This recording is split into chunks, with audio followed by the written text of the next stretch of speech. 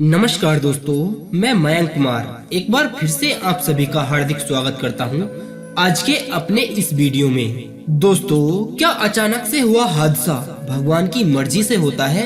एक बहन जी ने हमसे प्रश्न किया है कि मेरी छोटी सी बच्ची का निधन क्यों हो गया है। देखिए बहन जी, मुझे भी आपकी इस बात को सुनकर काफी दर्द हो रहा है कि आपकी छोटी सी बच्ची का निधन क्यों हो गया है। लेकिन फिर भी हम आपको एक उदाहरण देते हैं। महाभारत काल में एक प्रसंग है और शायद आप लोगों ने उस प्रसंग को देखा भी होगा और इस बारे में आप लोग भली भांति जानते भी होंगे। तो प्रसंग ये है, जब गंगा मैया के पुत्र हुआ। तो आपको पता होगा कि गंगा मैया का जो पहला पुत्र हुआ, गंगा मैया ने उसे गंगा में बहा दिया, अर्थात उसे गंगा के जल में डुबाकर मार दिया। फिर उसी तरह दूसरा पुत्र हुआ और उसे भी मार दिया। तीसरा हुआ, वो वसु थे। सारे बच्चे ऐसे मरते गए। लेकिन जब अंत में राजा शांतनु ने अपनी पत्नी गंगा से कहा कि हे देवी, तुम क्या कर रही हो? मेरे बच्चों को इस तरह तुम मार क्यों डालती हो? तब गंगा जी ने राजा शांतनु से कहा कि हे राजन, आपने मुझे वचन दिया था कि जो मैं करूंगी वो मुझे आप करने देंगे। आप उस विषय में मुझसे कुछ नहीं कहोगे। लेकिन आज आपने मुझे टोक दिया है, इसीलिए ये बच्चा आप रखिए और मैं चली। और गंगा जी फिर वहाँ से चली गई। और वह बचा हुआ बच्चा भीष्म पितामह है। ये वही भीष्म पितामह है जो महाभारत में सबसे शक्तिशाली धनुर्धर अर्जुन के द्वारा बनाई गई बाणों की सैया पर लेटे हैं। अब आप लोग हमें बताइए कि कोई माँ क्या अपने बच्चों को जन्म लेते ही मार देगी? लेकिन गंगा मैया ने अपने 7 पुत्रों को मार डाला था। अब आप लोगों के मन में एक सवाल आ रहा होगा कि गंगा मैया ने ऐसा क्यों किया? उन्होंने अपने पुत्रों को क्यों मार दिया था? देखिए दोस्तों, इसका दरअसल एक कारण था, वो हम आपको बताते हैं। लेकिन उससे पहले अगर आपने अभी तक हमारे इस YouTube चैनल को सब्सक्राइब नहीं किया है तो कृपया आप लोग हमारे इस चैनल को सब्सक्राइब कर लें। और यदि दोस्तों अगर आपको हमारा यह वीडियो अच्छा लगे ना, तो आप कमेंट में हमें जय श्री कृष्णा जरूर लिखना। इसका क्या कारण है, चलिए जानते हैं। वो जो 7 बच्चे थे जिन्हें गंगा मैया ने मार डाला, दरअसल वो वसु थे। उनकी चर्चा कुछ इस प्रकार है। एक समय ऐसा था, एक दियो नाम के वसु ने अपने मित्रों के साथ मिलकर श्री वशिष्ठ जी की कुटिया पर गए और वशिष्ठ जी की कुटिया पर जाकर उधम करने लगे, यानी वहाँ की व्यवस्था को अव्यवस्था में बदलने लगे। तो श्री संत जी ने उन्हें श्राप दिया कि जाओ, तुम लोग यहाँ पर संतों के भजन करने में बाधा प्रकट कर रहे हो। जाओ, तुम वसु हो, देव तुल्य हो, जाओ तुम मनुष्य शरीर धारण करो। फिर वो सारे मिलकर ऋषि के चरणों में गिर पड़े कि हे महाराज, हम मनुष्य शरीर में जाएंगे तो सही, परंतु आप हमें एक वचन दीजिए, हम पर कृपा कीजिए कि हमारा ये शरीर जल्दी से छूट जाए। फिर संत जी ने उनसे कहा कि ठीक है, तुम जाओगे पर जल्दी। तो वही वसु गंगा के पुत्र बनकर जन्म लिए और श्राप था कि मनुष्य बनना पड़ेगा। तो मनुष्य बन गए और जन्म ले लिया, परंतु वह अपने शरीर को तुरंत छोड़कर अपने यथार्थ रूप में वापस आते गए। तो देखिए बहन जी, जो आपकी पुत्री थी वो इतने ही समय के लिए इस धरती पर आई थी। किसी कारणवश परमेश्वर ने उसे इतना ही समय दे रखा था। वो कोई भजनानंदी संत थी। भजन करते करते जब किसी कारणवश मृत्यु हो जाती है और कुछ टाइम बचा होता है ना, तो परमेश्वर मनुष्य का तन देते हैं। अक्सर आपने देखा होगा कि कोई बच्चे पैदा होते ही मर जाते हैं, कोई 2 साल, कोई 4 साल, कोई 5 साल के बाद मर जाता है। दरअसल ये कौन लोग होते हैं? ये पुण्य आत्माएं लोग होते हैं। आते हैं, अपना कार्यकाल पूरा करते ही वापस चले जाते हैं। दोस्तों देखिए, परमेश्वर किसी भी व्यक्ति या प्राणी की मृत्यु का कारण नहीं बनता है।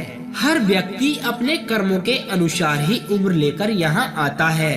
देखिए, मेरी या आपकी उम्र कितनी है ये हम लोग नहीं जानते हैं, लेकिन मैंने जितने पाप किए होंगे, पुण्य किए होंगे, उन सब का पहले मुझे यहाँ पर हिसाब किताब करना होगा।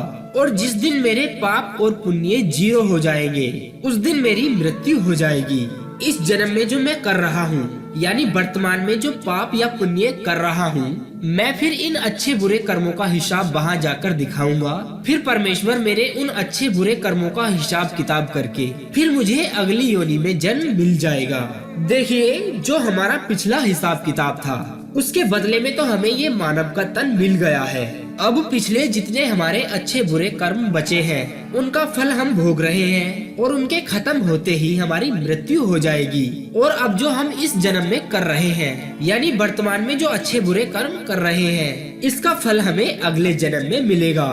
दोस्तों यदि अगर आपको इस जन्म मृत्यु के चक्र से बचना है तो भगवान श्री कृष्ण ने भागवत गीता में स्पष्ट रूप से अपने शिष्य अर्जुन से कहा है कि हे अर्जुन, तुम अपने जीवन में जो भी कर्म करो इस भाव से करो, वो मुझे सौंप दो और ये कहो कि मैं कुछ भी नहीं हूँ, तुम ही सब कुछ करते हो प्रभु।